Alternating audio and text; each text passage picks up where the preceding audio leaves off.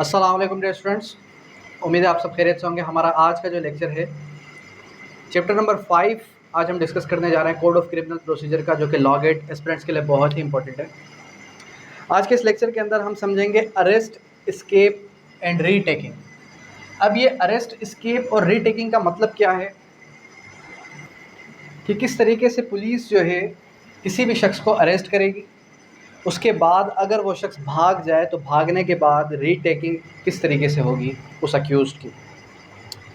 Section 46 से onward discuss करेंगे। Section 46 generally बात करता है अरेस्ट आउटमेंट, अरेस्ट हाउ मेड।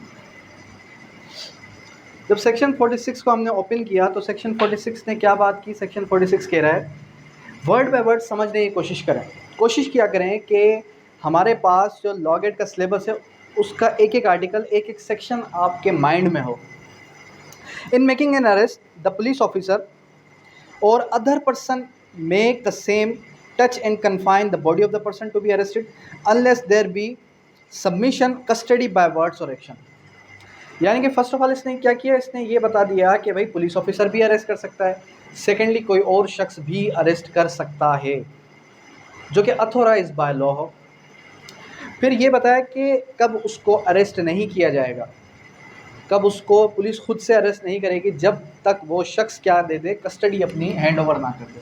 इसके लिए वर्ड क्या रखना है आपने, कस्टडी का। जब वो शख्स अपनी कस्टडी हैंड ओवर कर दे बाय वर्ड्स, तो फिर उसको कुछ भी नहीं कहा जाएगा। डेट मीन्स उसको टच नहीं किया जाएगा, कन्फाइन नहीं किया जाएगा। समझ रहे हैं बात। तो ये सेक्शन 46 ने हमें इस तरीके से बताया कि किस तरीके से एक शख्स को अरेस्ट किया जाता है। सब class 2 restraining evidence to arrest, nothing in this section gives the right cause death। सब क्लास 3 बड़ा इंपॉर्टेंट है, जिसके बारे में हम अक्सर जानते हैं इनकाउंटर। क्या किसी भी शख्स का इनकाउंटर किया जा सकता है? पुलिस खुद से क्या किसी शख्स का इनकाउंटर कर सकती है या नहीं कर सकती? देखिए सब क्लास 3 ने क्या बताया कि nothing in this section gives a right to cause the death if the person who is not accused of an offence punishable with death और इम्प्रिजमेंट फॉर लाइफ। यानी कि इनकाउंटर सिर्फ 2 कंडीशन में हो सकता है, एक तो उसकी पनिशमेंट कितनी हो, लाइफ इम्प्रिजमेंट हो,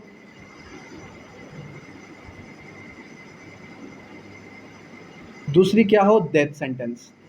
यानी कि अगर उस शख्स ने कोई ऐसा ऑफेंस किया है जिसकी सज़ा लाइफ इम्प्रिजमेंट या डेथ सेंटेंस है, फिर पुलिस क्या कर सकती है, पुलिस उस शख्स की डेथ भी काज कर सकती है, इनकाउंटर भी कर सकती है। इनसे हटके पुलिस किसी का इनकाउंटर नहीं कर सकती। Section 47 search of place entered by person sought to be arrested if any person acting under the warrant of arrest by police officer having authority to arrest has reason to believe that the person who is being arrested is entered into or within any place the residing in being in charge of such place shall demand the such person police officer allow him free ingress।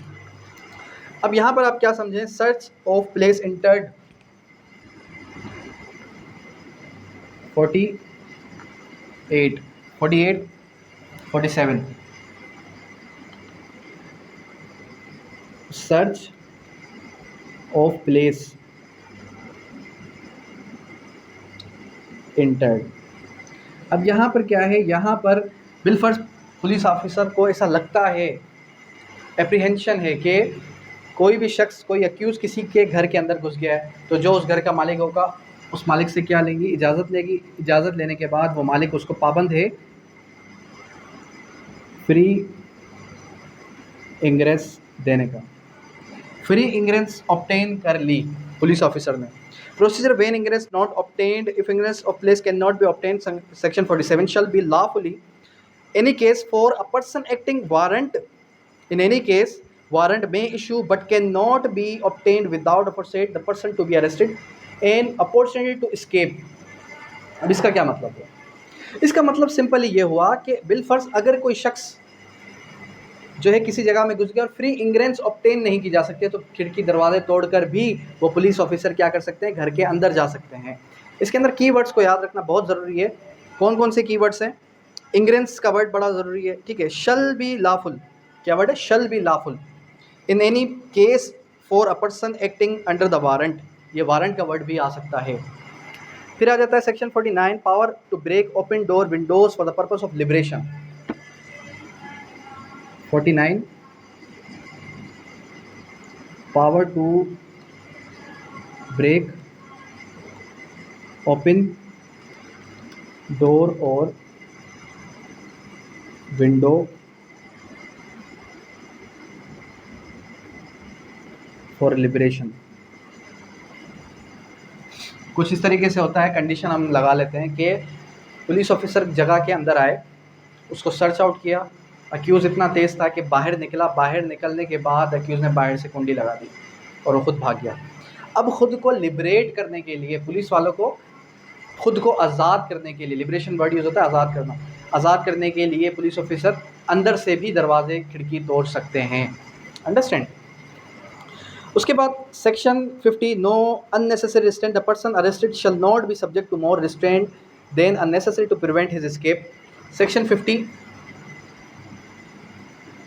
Know unnecessary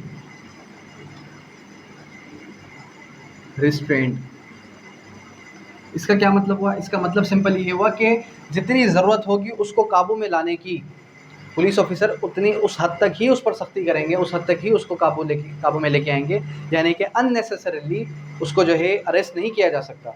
ऐसा ना हो कि वो चुपचाप करके बैठा फिर भी उसको जो है पकड़ के और जो है 3-4 पुलिस ऑफिसर पकड़ के लेके आ रहे हैं, इस तरीके से नहीं होना चाहिए, ठीक है, क्योंकि वो भी एक सिटीज़न ऑफ पाकिस्तान है।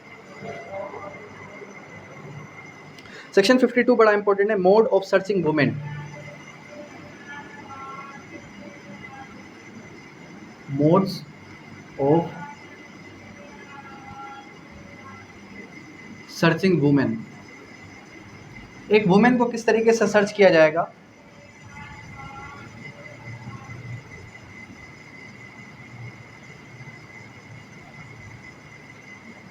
जी, एक वुमेन को किस तरीके से सर्च आउट किया जाएगा, तो वो भी इसके अंदर बता दिया गया कि एक वुमेन को किस तरीके से सर्च किया जाना चाहिए, ठीक है। एक वुमेन को किस तरीके से सर्च आउट करना चाहिए, तो सर्च करने के लिए, वुमेन को सर्च करने के लिए ज़रूरी है कि फीमेल पुलिस ऑफिसर का होना बहुत ज़रूरी है। अगर फीमेल पुलिस ऑफिसर नहीं होगी तो जाहिर सी बात है कि मेल पुलिस ऑफिसर उसकी बॉडी को टच नहीं कर सकता, उसको कन्फाइन नहीं कर सकता। फिर उसके बाद आ जाता है section 50, power to seize offensive weapon. Section 53, power to seize offensive weapon.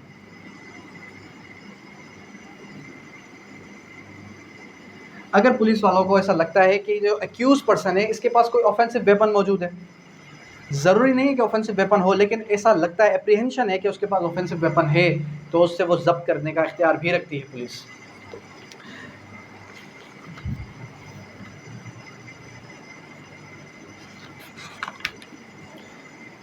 Examination of person.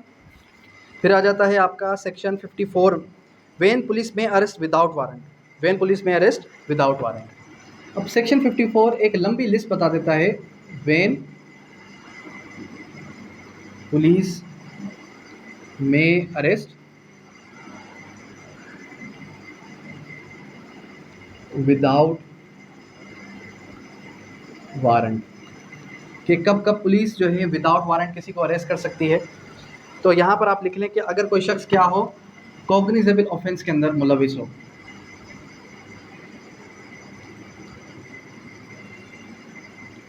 फिर सेकेंडली, ये आप नोट डाउन करते जाएं अपनी बुक के अंदर, अपनी कॉपी के अंदर, implement of house breaking,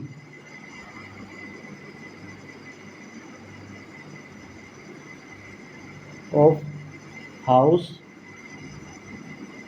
breaking, यानी कि उसके पास कुछ ऐसे अज्जा हैं, कुछ ऐसी चीज़ें हैं जिससे कि घर तोड़ा जा सकता है और ख़दशा है कि इस शख्स का काम ही यही है। फिर उसके बाद आ जाता है proclaimed as an offender, proclaimed offender है वो शख्स। प्रोक्लेम्ड ऑफेंडर मतलब कि इश्तिहारी मुजरिम। और उसके बाद आ जाता है कि अगर उसके पास कोई भी किसी किस्म की स्टोलन प्रॉपर्टी है, स्टोलन प्रॉपर्टी मौजूद है। नेक्स्ट आ जाता है आपका obstructs execution of his duty, obstructs execution of duty, यानी कि वो रोकता है, किसको रोक रहा है, पुलिस ऑफिसर को रोक रहा है, कोई भी शख्स के वो अपनी ड्यूटी को सर अंजाम ना दे। तो यहाँ पर इस तरीके से भी पुलिस ऑफिसर चाहे तो उस शख्स को भी अरेस्ट कर सकती है। या फिर वो डिजर्टर हो फ्रॉम आर्म्ड फोर्सेस,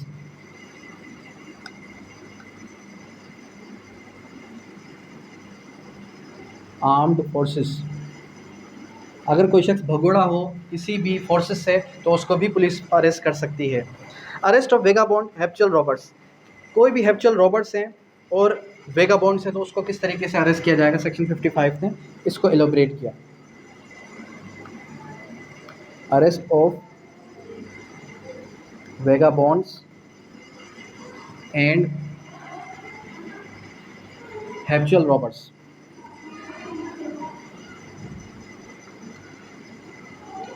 जो हमारे पास हैप्चुअल रॉबर्ट्स हैं उनको किस तरीके से अरेस्ट किया जाएगा, ये भी हमारे पास सेक्शन नंबर 55 ने बता दिया, सेक्शन 55 ने इसको मजीद एलोबरेट कर दिया। ठीक है,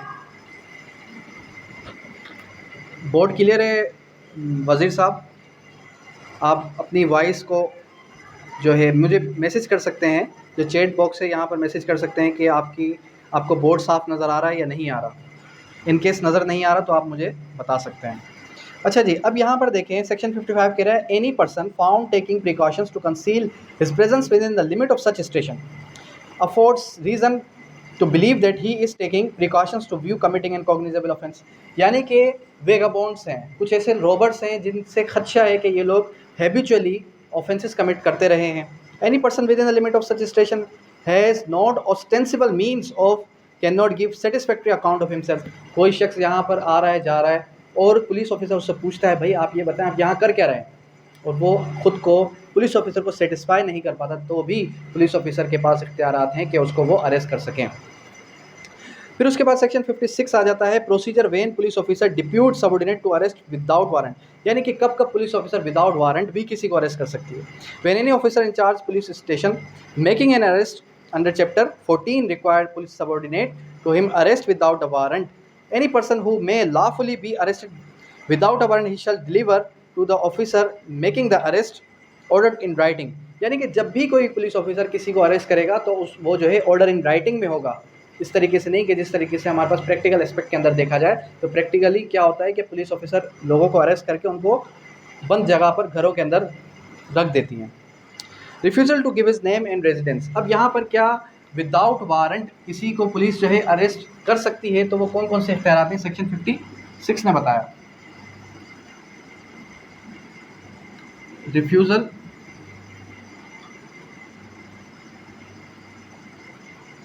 to give name, police officer ने आपसे पूछा आपका नाम क्या है, आपकी रेजिडेंस कहाँ पर है, और उस शख्स ने बिल्कुल नहीं बताया, उस शख्स ने रिफ्यूज़ कर दिया कि मैं भाई आपको नहीं बताऊंगा कि मैं कहाँ रहता हूँ, कहाँ का रिहायशी हूँ, तो डेफिनेट सी बात है यहाँ पर पुलिस क्या कर सकती है, पुलिस उस शख्स को अरेस्ट कर सकती है, अरेस्ट करने का इख्तियार भी रखती है।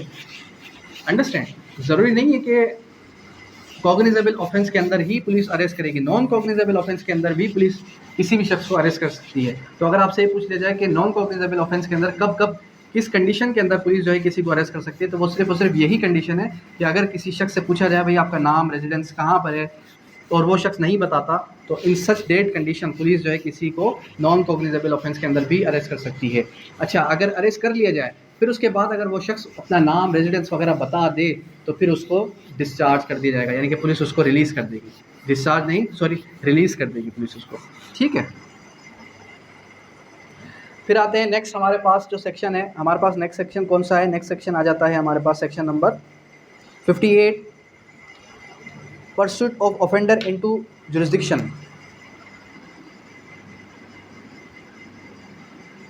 Pursuit of offender into jurisdiction. अब सेक्शन 58 को ज़रा पढ़ें। सेक्शन 58 क्या कहना चाह रहा है कि द पुलिस ऑफिसर में, अब यहाँ पर वर्ड क्या है, एक वर्ड मे का याद रखें, ठीक है।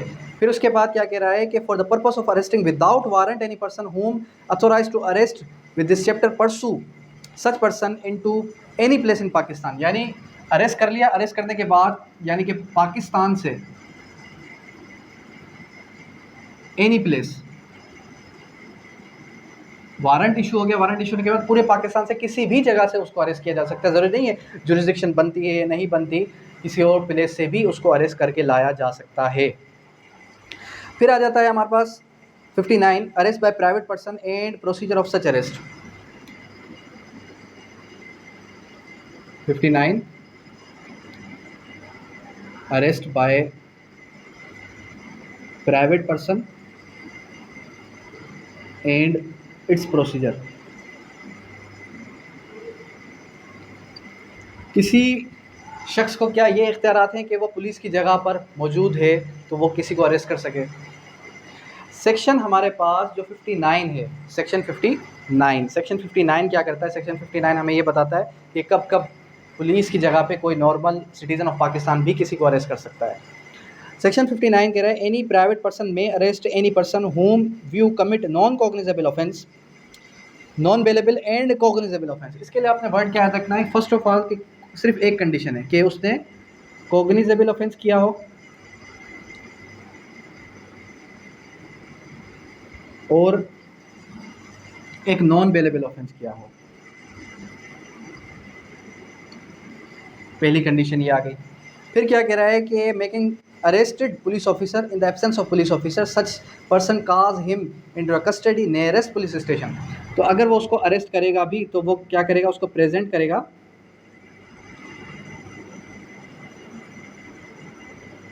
नियरेस्ट पुलिस स्टेशन पे, ठीक है। नियरेस्ट पुलिस स्टेशन पे उसको वो लेके जाएगा, उसको ले जाने के बाद वो उसको हैंड ओवर दे देगा, यानी कस्टडी उन पुलिस ऑफिसर्स के हैंड ओवर कर देगा। फर्दर फिर क्या आ जाता है कि if there is reason to believe that such person comes under the provisions of section 54 shall rearrest him. तो अगर वो सेक्शन 54 के तहत कॉग्निजेबल ऑफेंस में फाल कर रहे हैं तो फिर पुलिस क्या कर सकती है? उसको री अरेस्ट भी कर सकती है, ठीक है। फिर आ जाता है सेक्शन नंबर 60। सेक्शन 60 क्या बात करता है? Person arrested to be taken magistrate और officer in charge of police station.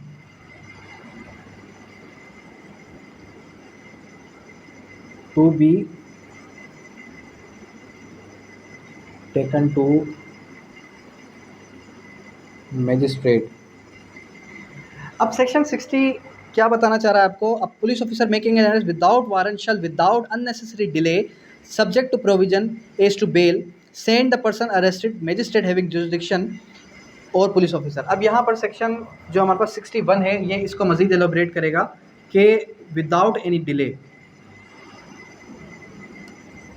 Without any delay, बिना किसी डिले के उस शख्स को प्रेजेंट किया जाएगा मजिस्ट्रेट के सामने। अब डिले कितनी तो होनी चाहिए, टाइम पीरियड कितना होना चाहिए? टाइम पीरियड के बारे में हमें किसने बताया? टाइम पीरियड के बारे में हमें जो सेक्शन है आपका सेक्शन 61 इसने बता दिया कि विद इन 24 आवर्स के अंदर अंदर 24 घंटों के अंदर अंदर कंपलसरी है कि आपने मजिस्ट्रेट के सामने उसको प्रेजेंट करना ही करना है। उसके बाद आ जाता है section 62 police to report apprehension. Police क्या करेगी? एप्रीहेंशन के बारे में बताएगी। क्या बताएगी? Police in charge of the shall report जिला नाजिम district superintendent of police set up under the police act. इसको रीड आउट करने की कोई ख़ास ज़रूरत नहीं है, सेक्शन 62 में से कोई सवाल आया नहीं अभी तक। और फिर उसके बाद discharge of person apprehended, no person who has been arrested by the police officer shall be discharge except is in bond on bail. यानी कि कब कब डिस्चार्ज, यानी कि कब कब डिस्चार्ज किया जा सकता है उस शख्स को।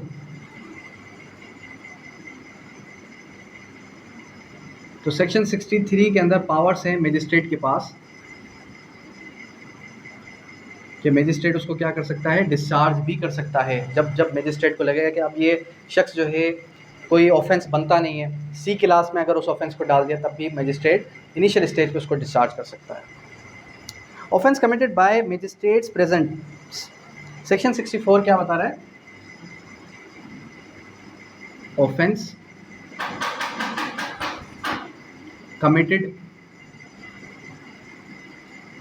इन मैजिस्ट्रेट प्रेजेंस। मैजिस्ट्रेट की प्रेजेंस में क्या कोई ऑफेंस कमिट किया जाए तो सेक्शन 64 ने क्या कहा, offence committed in magistrates presence. क्या मैजिस्ट्रेट्स की प्रेजेंस में अगर कोई ऑफेंस कमिट किया जाए तो फिर क्या होगा, when any offence is committed in the presence of magistrate within the local limits of his jurisdiction he may himself arrest or order any person to arrest such offender may thereupon subject to the provision herein contained as to bail commit the offender to custody। अब यहाँ पर एक चीज़ याद रखें, कौन कौन सी, कि इसमें से कौन सा सवाल बनेगा। इस प्रोविज़न से सवाल जो बनेंगे वो क्या बनेंगे, वो एक तो आपका ये बनेगा कि ही may himself arrest, he may himself arrest or order any person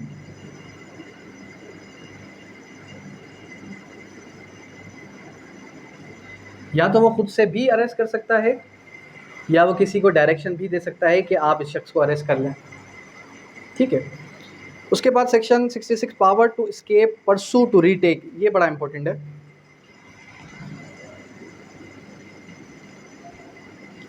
power on escape और परसू टू रीटेक, अगर कोई शख्स भाग जाए तो पुलिस के पास कौन कौन से पावर्स हैं।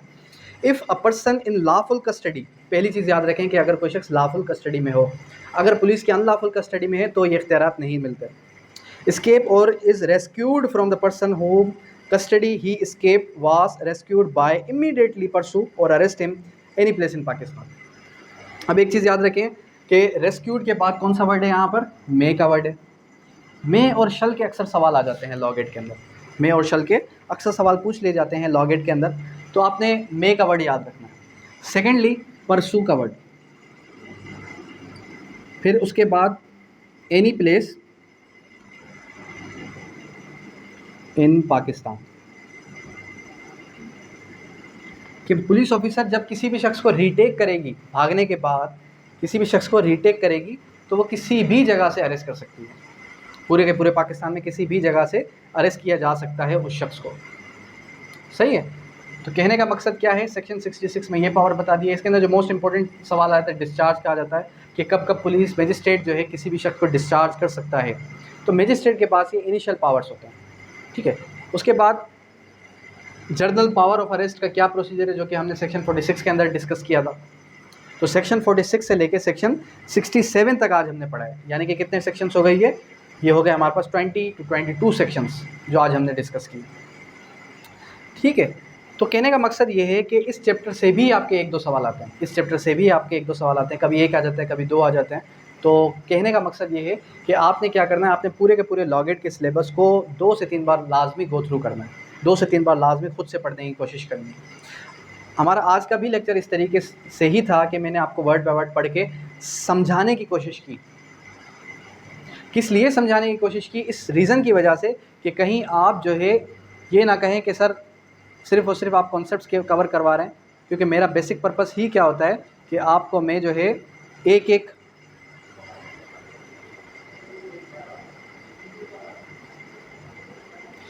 सेक्शन एक एक सेक्शन और एक एक आर्टिकल को वर्ड बाय वर्ड पढ़ के समझाऊं, ताकि आप ये ना कहें कि ये चीज़ तो हमने मिस कर दी, ये चीज़ तो हमने पढ़ी ही नहीं।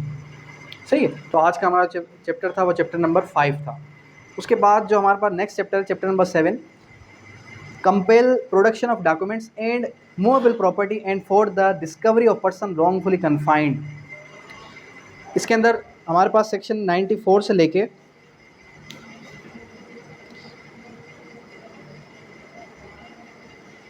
99 तक है, फिर उसके बाद जो है 105 तक, यानी कि 10 से 11 सेक्शन इसके अंदर भी मौजूद है।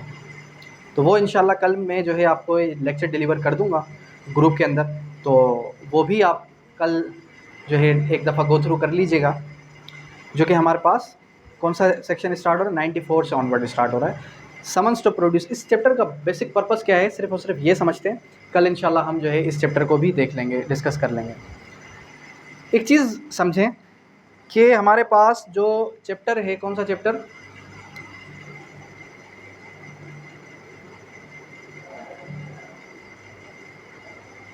जी, हमारे पास जो चैप्टर है, चैप्टर नंबर हमारे पास 7, ये कहता है कि अगर बिलफर्स कोई प्रोडक्शन ऑफ डॉक्यूमेंट की बात की जाए, डॉक्यूमेंट्स को प्रोड्यूस करवाने की बात की जा रही है, तो डॉक्यूमेंट्स को किस तरीके से प्रोड्यूस करवाया जाएगा। सेकेंडली फिर हमें ये बताना चाह रहा है, चैप्टर नंबर जो हमारे पास 7 है, वो ये कहना चाह रहे हैं कि अगर कोई डॉक्यूमेंट जो है किसी जगह पर मौजूद है, तो क्या पुलिस के पास ये इख्तियार है कि वो जाकर जो है डायरेक्ट ही उस जगह की तलाशी लेकर वो डॉक्यूमेंट्स निकाल सके? तो ऐसा हरगिज़ नहीं है, ठीक है, उनके पास वारंट होना चाहिए। फिर रिस्ट्रिक्ट वारंट का क्या प्रोसीजर है? रिस्ट्रिक्ट वारंट का प्रोसीजर ये है कि अगर कोई बहुत बड़ी यूनिवर्सिटी है और बहुत बड़ी यूनिवर्सिटी की वजह से पूरी की पूरी यूनिवर्सिटी की छानबीन करने में बहुत ज़्यादा टाइम भी कंज्यूम हो सकता है, तो फिर क्या होगा कि पुलिस ये कहेगी, पुलिस को ये डायरेक्शन मिलेगी कि भाई आपने सिर्फ और सिर्फ इस डिपार्टमेंट की हद तक ही सर्च करनी है, पूरे के पूरे यूनिवर्सिटी को सर्च नहीं करना। क्लियर है ये चीज़? तो ये इंशाल्लाह हम जो है कल इसको देखेंगे कि समन्स किस तरीके से इशू किए जाते हैं डॉक्यूमेंट्स को प्रोड्यूस करवाने के। 94 ने इसकी बात की, फिर आगे भी हम इसको देख लेंगे। अब यहाँ तक कोई क्यूरी, कोई भी सवाल है तो आप पूछें।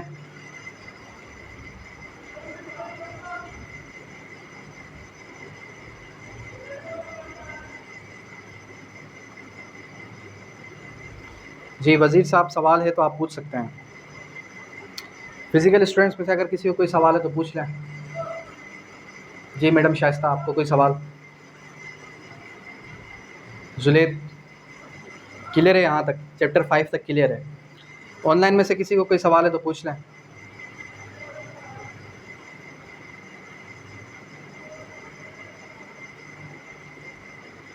कोई सवाल नहीं है?